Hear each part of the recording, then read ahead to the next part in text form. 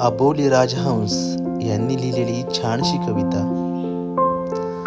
गरज म्हणून नातं कधी जोडू नकोस, सोय म्हणून सहज असं तोडू नकोस, रक्ताचं नाही म्हणून कवडी मोल ठरवू नकोस, भावनांचं मोलजान मोठेपणात हरवू नकोस. आयुष्याच्या प्रत्येक वळणावर नवं नातं जुळत असतं, जन्मभर पुरेल इतकं भरून प्रेम मिळत असतं.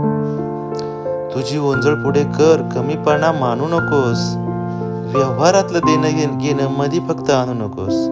मिळेल तितकं घेत राहा, जमेल तितकं देत राहा, दिलं घेतलं सरेल जेव्हा पुन्हा मागून घेत राहा.